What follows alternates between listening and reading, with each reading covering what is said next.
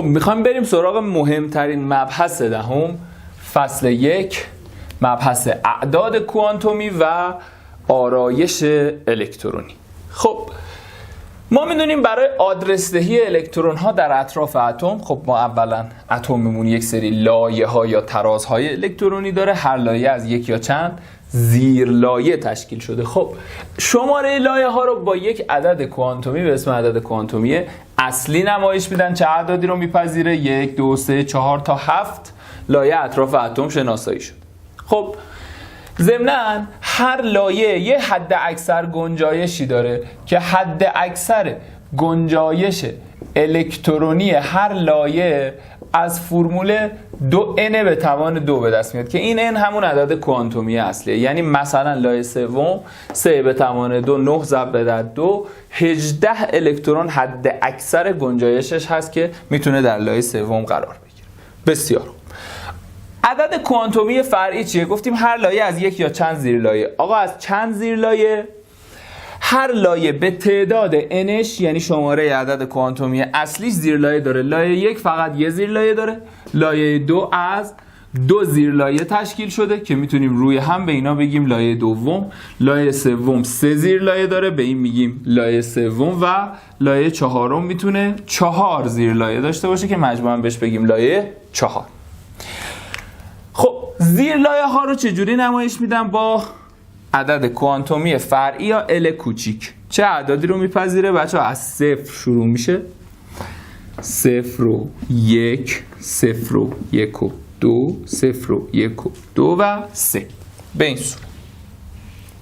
باز حد اکثر گنجایش الکترونی هر زیر لایه رو هم میتونیم براش فرمول بگیم که 4L به اضافه 2 میشه، یعنی عدد کوانتومی فرعی ضرب در 4 به علاوه 2. مثلا زیر لایه 1 اگر جای Lش 1 بذاریم میفهمیم 6 الکترون درش جا میگیره. خب اینها رو با حروف هم نمایش میدن، یعنی به زیر لایه 0 میگن S، به 1 میگن P، پس لایه سوم زیر لایه S و P داره، به 2 میگن D، پس S P D، و F زیر لایه هایی هستن که در لایه سوم قرار. G و H و I و غیره هم میشه معرفی کرد، ولی خب تو کتاب ما تا لایه 4 اتم ها رو بررسی میکنیم. اگر این حد اکثر گنجایش الکترونی رو به صورت توان بذاریم بالا سر اینا، میشه اینجوری گفت که S همواره 2 الکترون، P حد اکثر 6 D 10 و F 14 الکترون رو میشه حد اکثر در خودش جا بده. اگر ما این توانها رو با هم جمع بکنیم میشه همون حد اکثر گنجایش اون لایه. توجه بفرمایید که قانون نیست S همیشه توش 2 تا الکترون باشه، بلکه حد اکثر گنجایشش 2، یعنی حد اکثر بیش از 2 قرار نمیگیره. حالا اگر یه آزمایش انجام بدیم، یک هسته پر از الکترون، پر از پروتون بدون الکترون، دونه دونه الکترون ها رو پرتاب کنیم تو این اتمی که لایه های الکترونیش رو اطرافش رسم کردیم. اولین الکترون کجا میره؟ دومین الکترون، سومین الکترون، و این اتم رو پر بکنیم بریم تا انتها. این میشه ترتیب پر شدن زیر لایه ها. پس ترتیب پر شدن زیر لایه ها از الکترون به چه صورته بچه‌ها؟ 2 الکترون اول در یک S قرار میگیرن، بعد 2s2 2p6 لایه دوم پر میشه، 3s2 3p6 4s2، بعد 3d پر میشه، ببینید لایه 3 کامل پر نمیشه، بعد 4 بعد 3d و 4p6 هم در انتها. برای ما تا همینجا کفایت میکنه آرایش الکترونی عنصرها رو بلد باشیم. این ترتیب پر شدن. کتاب میگه بعد که به این ترتیب نوشتیم میتونین 3d رو بیاریم بعد از 3p، میتونین که نه، باید بعد از اون مرتبش کنیم. اما از اونجایی که ما قرار امتحان تستی بدیم، یعنی برای کنکور داریم آماده میشیم، میتونیم به همین صورت پر بکنیم. فقط حواسمون باشه دیگه، زیر لایه 3D همونجور که قبلش nش رو 3 گذاشتن مال لایه سومه نه مال لایه 4، پس اشتباه نکنید. ضمن لایه 4 ممکنه 4F و 4D هم داشته باشه در ادامه که کتاب ما تا عنصر 36 بیشتر کار نداره. پس این آرایش الکترونی عنصر هاست. میریم چند سوال از آرایش الکترونی با هم حل میکنیم و بعد میریم سراغ روش‌های تستی آرایش الکترونی، روش‌هایی که سریعتر ما رو به جواب میرسونه. خب همونجور که میدونی اول بهتره بعد از یاد گرفتن درسنامه چند تا سوال مفهومی کاربردی یاد بگیریم و بعد بریم سراغ سوالای تستی. اینجا از ما خواسته آرایش الکترونی اتم نیکل 28 رو رسم کنیم. خب ما میدونیم نیکل 28 وقتی عدد اتمیش 28 پس 28 الکترون هم داره. یه روش ساده برای حل این سوال اینه که از همون 1s2 شروع بکنیم، تعداد الکترون ها رو بچینیم کنار هم دیگه تا برابر بشه با 28 تا که تا چند باید بریم؟ ببینیم تا اینجا الان شده 10 12 18 20 الکترون و در زیلای سدی باید 8 الکترون رو قرار بدیم. پس این آرایش الکترونی نیکل 28. بعد از من خواسته آرایش الکترونی فشرده بنویسم. آرایش الکترونی فشرده چی بود بچه‌ها؟ به جای 2 الکترون اول میتونستیم آرایش یا نماد هلیوم رو بذاریم، به جای 10 الکترون نئون 10 رو بذاریم داخل کروشه، به جای 18 تا آرگون 18 و بعد به جای 36 تا یعنی تا 4 پیشیش کریپتون 36. خب الان که آرسنیک 33 خواسته، نزدیکترین گاز نجیب ما قبلش آرگون 18. پس من میتونم به جای الکترون های 1 تا 3 پیشیش بیام آرگون 18 بذارم به جای این 18 الکترون و بعد از 4s2 بیام اون مابقی الکترون ها رو قرار بدم که آرایش الکترونی به این صورت به 4p3 ختم میشه. پس این آرایش الکترونی فشرده اتم آرسنیک 33 خواهد بود و خواستیم فشرده نویسی آرایش الکترونی رو هم با هم تمرین بکنیم. درباره آرایش کاتیونی و کلا آرایش یون ها، خب میدونیم آنیون یعنی الکترون های بیشتری داره. مثلا اگر بگن به فرض آهن 26 3 بار منفیه، یعنی من وقتی آرایش الکترونی آهن رو می نویسم که به این صورته،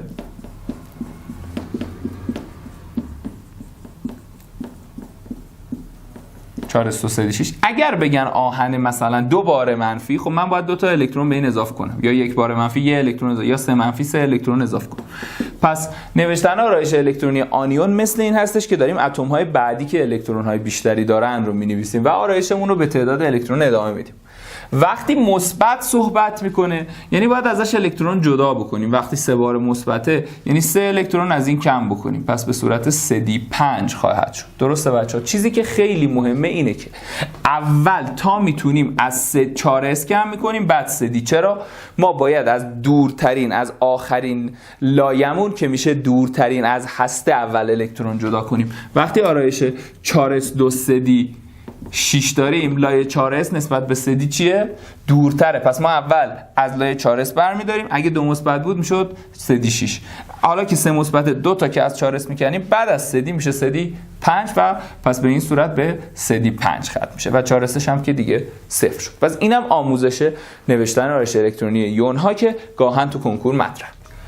سوال بعد گفته در آرایش الکترونی گالیوم بگین چند لایه از الکترون اشغال شد. خب ما آرایش الکترونی گالیوم رو طبق معمول میتونیم بنویسیم. تا 4s2 30 الکترون و توی 4p 1 الکترون قرار میگیره. خب گفته چند تا لایه. ببینید این الان لایه 1، اینا لایه 2، اینا لایه 3 و این لایه 4. درسته؟ دقت بکنید. بذاریم اینجا 2 تا خط بذارم برای لایه 2، 3 تا خط برای لایه 3 و 4 تا خط برای لایه 4 که دقت کنیم کدوم زیر لایه ها مال کدوم لایه ان که میتونیم از عدد کوانتومی n ما قبلشون پیدا بکنیم. خب حالا بریم سراغ این که چند لایه از الکترون پر شده. خب لایه 1 پر شده، لایه 2 پر شده، لایه 3 پر شده، اما لایه 4 پر نشده. پس میشه گفت 3 لایه از الکترون پر شده.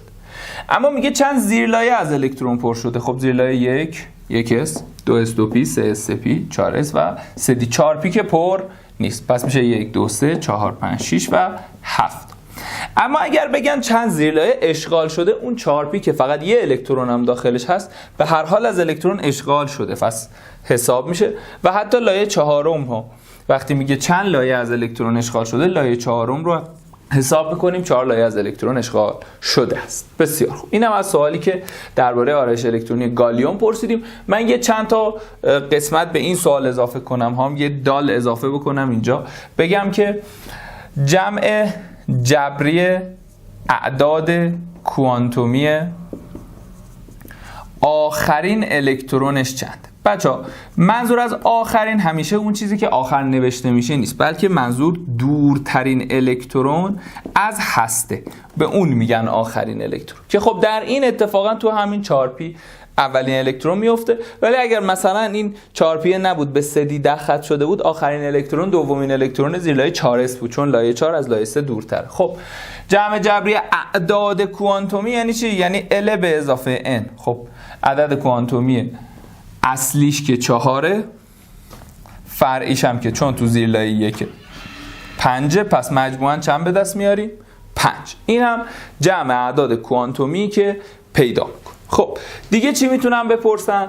میتونن یه قسمت واو اضافه بکنیم، بگیم که جمع اعداد کوانتومی فرعی الکترون های مثلا ظرفیتش چیه، که حالا الکترون های ظرفیت رو هم من در ادامه میگم چجوری تعیین کنیم کدوم الکترون های این عنصر ظرفیتن، که چون برای این الکترون های داخل 4s و 4p یکم جلوتر توضیح میدم اگه صبر کنی که چند تا الکترون ظرفیتی از کجا میفهمیم اینها میشه. خب چون گفته جمع اعداد کوانتومی فرعی، ال اینا که صفر جمع صفر چیزی نمیشه، ولی p 1، پس میشه یه دونه الکترون توشه میشه 1. اگر مثلا تو p بیشتر الکترون بود، مثلا 4p3 بود، باید ما چون گفته جمع اعداد الکترون ها برای هر الکترون یه ال1 حساب میکردیم، یعنی میشد 3، 1 نمیشد، چون هر الکترون یه n و یه l داره. خب نکته یا مثلا میگفتش که جمع اعداد کوانتومی الکترون ها مثلا توی این اتم مثلا به 4ps ختم شده باشه، چون گفته اعداد کوانتومی 3 تا الکترون داریم که هر کدوم یه n4 دارن یه l1، یعنی میشه 3 5 تا 15 تا. پس برای هر الکترون ما یه n میشه تعریف کنیم که عدد کوانتومی اصلی و یه عدد کوانتومی فرعی. بریم مبحث اعداد، بریم الکترون‌های ظرفیت رو هم با هم دیگه بررسی بکنیم، ببینیم که چطور میشه تعداد الکترون‌های ظرفیتی یک اتم رو تعیین کرد، یا اصلا الکترون ظرفیتی یعنی چی. من وقتی تو کلاس ها از بچه‌ها میپرسم که به چه الکترون‌هایی میگیم الکترون‌های ظرفیتی، معمولا همه این جواب رو به من میدن که الکترون‌های لایه آخر یک اتم الکترون‌های ظرفیتی، که خب این تعریف کاملا نادرسته. کتاب ما تعریف درستش رو بیان کرده. تعداد الکترون یا الکترون‌های ظرفیتی چیه؟ الکترون‌هایی که در اتم خواص و رفتار شیمیایی اتم رو تعیین میکنن، یعنی الکترون‌هایی که میتونن مبادله بشن، به دست بیان یا از دست برن، رفتار شیمیایی رو تعیین میکنن. لزومی نداره حتما در لایه آخر باشه. 2 روش برای محاسبه الکترون‌های ظرفیتی وجود داره. یکی وقتیه که شما جدول تناوبی رو بلد باشین و حفظ باشین، که در ادامه راجع به حفظ کردنش صحبت میکنیم. میگیم تو جدول تناوبی به عنصرهایی که این قسمت قرار دارن میگن دسته S، به عنصرهایی که واسطه این وسطن دسته D و دسته P. اگر عنصر توی دسته S باشه، آخرین زیرلایه S الکترون‌هایی که داخلشن برابر با الکترون‌های ظرفیتی این قسمت.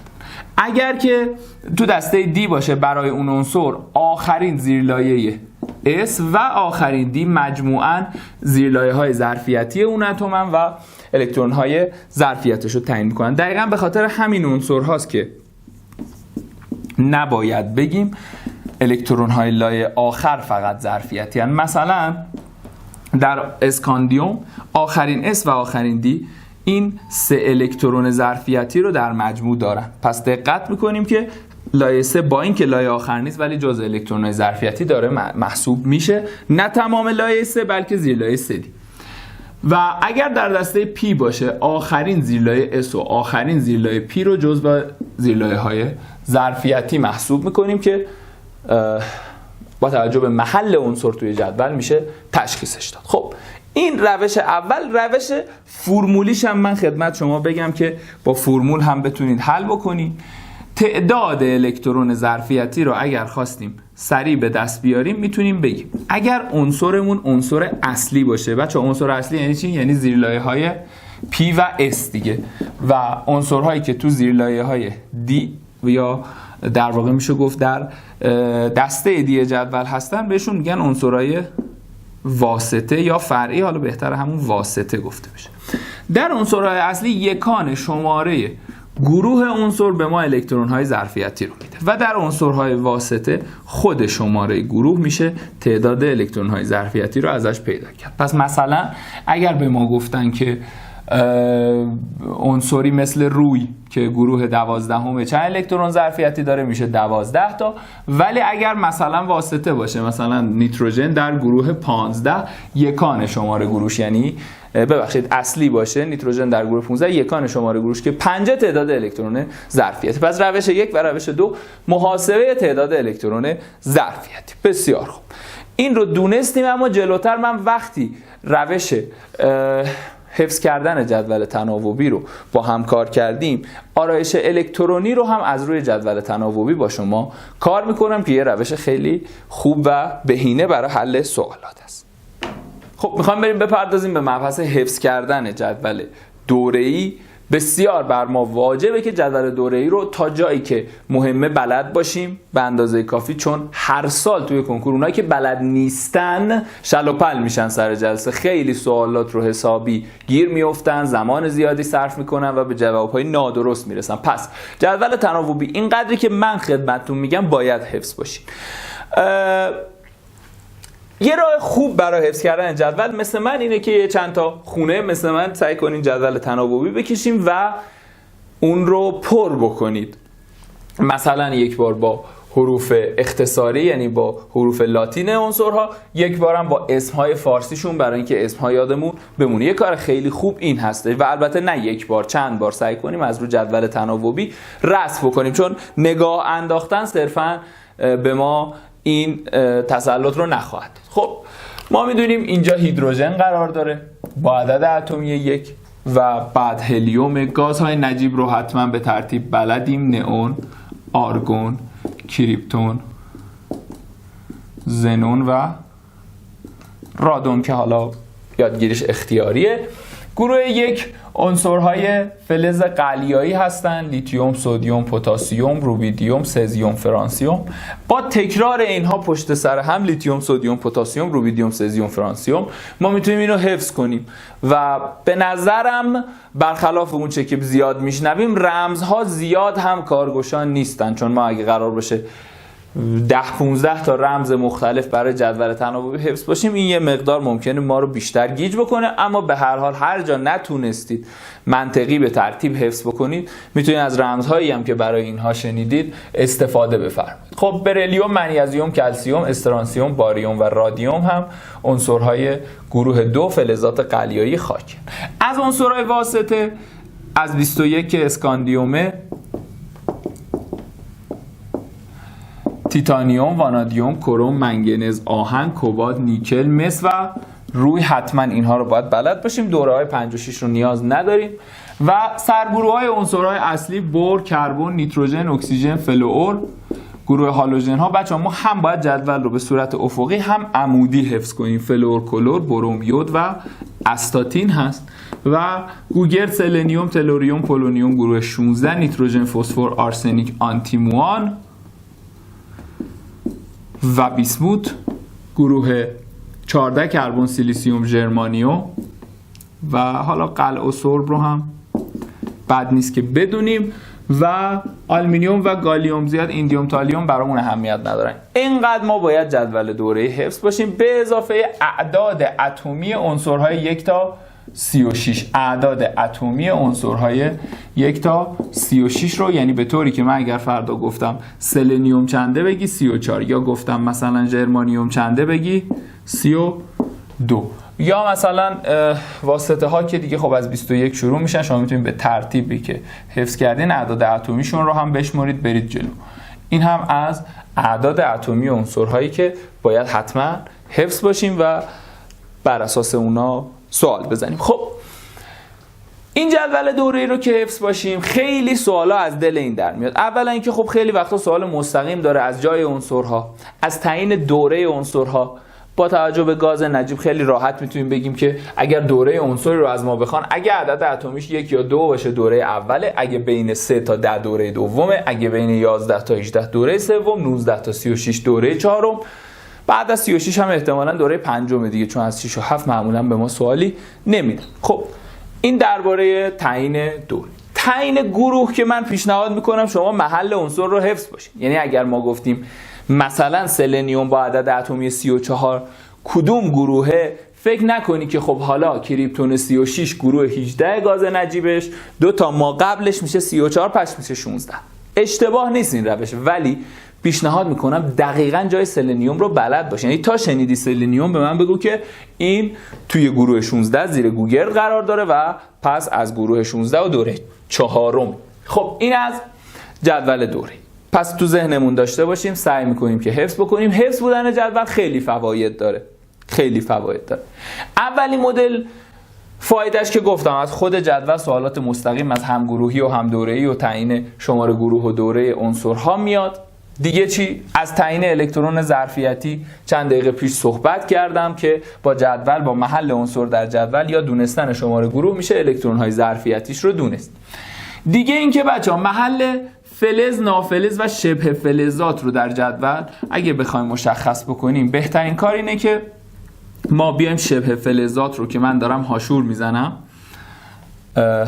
پیدا بکنیم. 8 تا شبه فلز داریم. اینها رو اگر بلد باشیم میتونیم بگیم از این شبه فلزات به راست به اونور میشن نافلز، از اینا به بالا میشن نافلز، از اینا به پایین میشه فلز، از اینا به چپ هم میشه فلز. یعنی این شکل زوزنقه‌ای که برای سمت چپ جدول پیش میاد فلزاتن و شکل مثلث مانند به نافلزات ربط داره و این قسمت، این 8 عنصری که اینجوری مرز بین فلزات و نافلزات هستن شبه فلزات ما.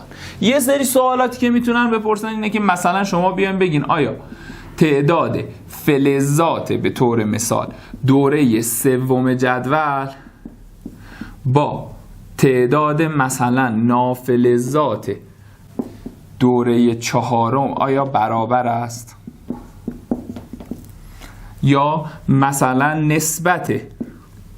نسبت شبه فلز به نافلز در گروه مثلا 16 جدول با این نسبت در دوره 3 آیا برابر هست؟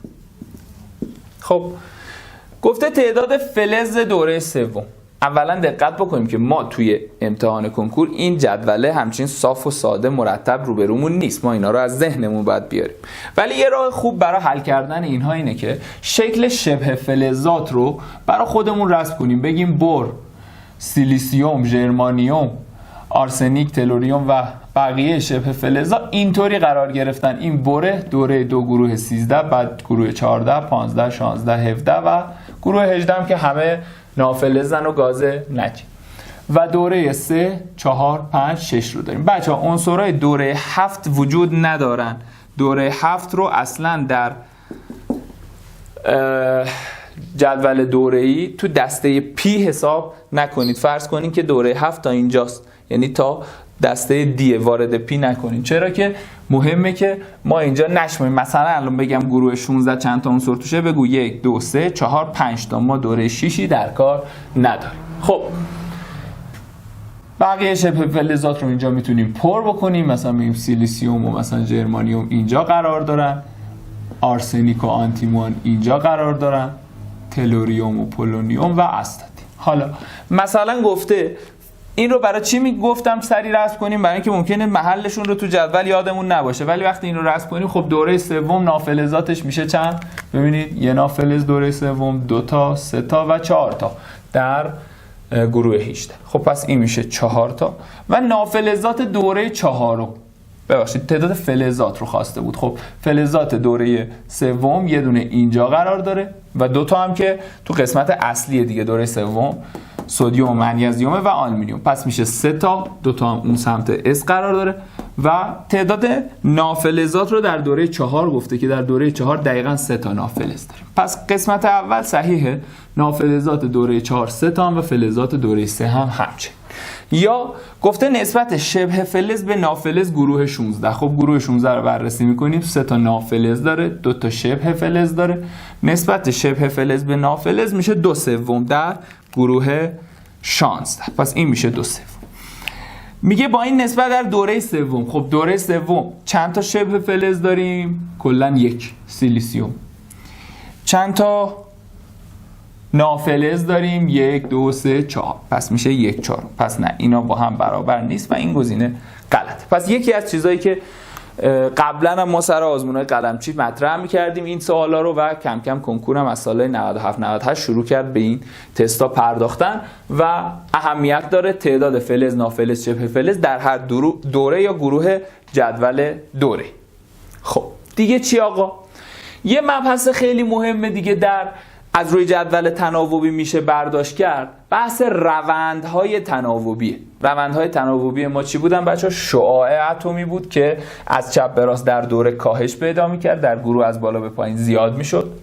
دیگه چی بود؟ خصلت نافلزی، هرچی به سمت نافلزات در دوره به راست میرفتیم زیاد میشد، به سمت فلزات کم میشد. خصلت فلزی برعکس بود، به فلزا نزدیک میشیم زیاد میشه، به سمت راست بریم در دوره از چپ به راست کاهش پیدا میکنه. و در گروه هم که از بالا به پایین خصلت فلزی زیاد و نافلزی کاهش پیدا میکنه. اگر ما جدول رو خیلی ساده اینجوری بررسیش بکنیم، هرچی عنصری بچه‌ها به فلور به شمال شرقی جدول نزدیکتر باشه، میتونیم بگیم شعاع اتمیش کمتر میشه. برای اینه که مثلا دو تا عنصر مختلف تو دو جای جدول رو اسم بردن بتونیم با هم مقایسه کنیم و خصلت نافلزیش کاهش پیدا میکنه، افزایش پیدا میکنه، خصلت فلزیش کاهش پیدا میکنه و یه الکترون نگاتیوی هم گاهن به کار میره که الکترون نگاتیوی همون خصلت برای ما همون خصلت نافلزیه فعلا، یعنی همون تمایل به جذب الکترون. پس از رو محل عنصر میشه هرچند از فلور نزدیک شیم برعکس دیگه، الکترون نگاتیوی کم میشه، فلزی زیاد، نافلزی کم و شعاع اتمی افزایش پیدا. پس این روندهای تناوبی هست که با استفاده از جدول میشه به اون پی برد. اما مهمترین فایده جدول تناوبی تعیین آرایش الکترونی به صورت چشمی، به صورت ذهنی هستش. خوب به من گوش بده، اینجا رو خوب به من گوش بده تا بهت بگم چجوری سوال آرایش الکترونی رو بدون نوشتن آرایش، بدون اصلا قلم به دست گرفتن میتونی حل بکنی. میگیم عنصر در هر دوره‌ای که از جدول حضور داشته باشه، شماره دوره اون بیانگر آخرین لایه‌ای هست که داره از الکترون پر میشه. پس دورترین لایه‌ای که از هسته قرار داره یا آخرین الکترون هایی که دارن در کدوم لایه قرار میگیرن، اون لایه آخره رو با استفاده از دوره میشه فهم. دیگه چی میشه فهمید؟ از شماره گروه میشه آخرین زیر لایه رو پی برد. همه عنصرهای گروه 1 به S1 ختم میشن، گروه 2 به S2. دسته P به P1، P2، P3، P4، P5 و P6. البته خب هلیوم رو جزو دسته S باید حساب بکن. دیگه چی؟ خب اینجا دسته D رو ما داریم که اینا همشون 4s2 و بعد 3d از الکترون پر میشه. پس 3d1، 3d2، 3d3، 3d5، 3d5. بچه‌ها چرا اینو دارم می‌نویسم؟ خوب میدونی دیگه، این استثناء بود. کروم آرایش استثناء داشت. چی بود آرایشش؟ 4s1 3d5. یادمون بمونه این خیلی مهمه. آرایش‌های الکترونی استثناء رو خیلی تو کلاس‌های سالیانه تاکید کردم، بازم الان میگم که دیگه حفظ باشین. تا گفتن کروم، تا گفتن 24، 4s1 3d5 بیاد توی ذهن. آهن 3d6، کوبالت 3d7، نیکل 3d8 و اون یکی استثناء ما هم که مثل با عدد اتمی 29 4s1 3d10. پس دو تا 3d10 داریم، عملا d9 و d4 رو نداریم. آرایش‌های استثناء خیلی مهم بچه‌ها، خیلی مهم. بالای 20 دفعه سوال کنکور مطرح شده ازشون و همیشه هم هر آزمونی قرار باشه از فصل 1 دهم گرفته بشه از اینها داخلش خواهیم داشت. خب آقا اینهایی که به ما گفتی حالا به چه دردمون میخوره؟ الان پای تخته خیلی نکات مهمی هست و شاید میتونم بگم 2 تا سوال یا حتی گاهن 3 سوال کنکور الان پای تخته ما نوشته شده. وقتی دست میذارن روی عنصری میگن مثلا در آرایش الکترونی فلان اتم، چند دقیقه پیش یه سوال حل کردن از آرایش الکترونی گالیوم یا آرسنیک یا هر چیز دیگه ای فرقی نمیکنه. مثلا سوال به من گفته در آرایش الکترونی گوگرد بیا بگو مثلا چند الکترون در آخرین زیرلایه است، بیا بگو چند الکترون در زیرلایه‌هایی با عدد کوانتومی فرعی 1 به سر میبره، چند تا با عدد کوانتومی اصلی 2 به سر میبره. به هر شکلی هر سوالی که از آرایش الکترونی پرسیدن جای اون عنصر رو اول توی جدول پیدا میکنی، جای عنصر رو توی جدول پیدا میکنی و بعد میگی که دوره چنده؟ دوره 3. گروه 16. گروه 16 پی چند بودن؟ پی 4. پس انتهای آرایش الکترونیش پیدا میشه. میگه آقا این به 3 پی 4 ختم میشه. به 3 پی 4 ختم میشه. یعنی انتهای آرایش الکترونی پیدا شد. بچه‌ها عنصرها همشون آرایش الکترونی اتم هاشون از 1s2 2s2 2p6 3s2 الی آخر تشکیل شد. یعنی ابتدای آرایش الکترونی همه شبیه همه. تفاوت عنصرهای مختلف در انتهاست، در لایه ظرفیت. پس میتونیم با پیدا کردن انتها قبلش رو حدس بزنیم دیگه. کسی که به 3 پی 4 ختم میشه قبلش 3s2 بوده، قبلش 2p6 بوده، 2s2 بوده، برو تا اول. مثلا گفتن آرایش الکترونی آرسنیک، خب سری میگی آقا 4 پی3 پس به 4 پی3 ختم میشه، پس قبلش 3 10 بوده، 4s2 بوده، برو تا اول. پس فقط میشه ته آرایش الکترونی رو پیدا کرد و یه جورای دیگه آرایش الکترونی رو از 1s2 تا اونجا تو ذهنمون آورد. اینجوری میتونیم سوال رو در صورتی که جدول دوره‌ای رو خوب حفظ باشیم، سوال آرایش الکترونی رو حفظی بزنیم و خیلی سریع به جواب ذهنی بزنیم، چشمی حل بکنیم. و در مورد واسطه هم حواستون باشه دیگه، نگین 4D ها، چون NMN های 1D بودن دیگه. 4S آخرین لایه در حال پر شدنه و بعد از اون زیر لایه 3D پر میشه. پس مثلا در ارتباط با آهن که ششمین فلز واسطه است میگیم در آرایش 4s2 3d6 به سر میبره، یا مثلا برای روی میگیم 4s2 3d10. در مورد این واسطه ها پیشنهاد میکنم که به صورت رمزی حفظ باشیم، به خاطر اینکه یکم تعداد زیاده، 10 تا عنصره، ولی برای مابقی فکر میکنم به همین روش با کشیدن جدول و پر کردنش میتونیم بارها تمرین کنیم تا حفظ بشیم. خب میریم به سراغ تستای این مبحث، تستای آرایش الکترونی، تستای جدول دوره‌ای، تستای تعیین دوره و گروه عنصرها، تعداد فلز، نافلز، شبه فلز و به هر حال جزو مباحث بسیار مهم و پای ثابت کنکور. همراه باشید. خب اولین مثال از محور آرایش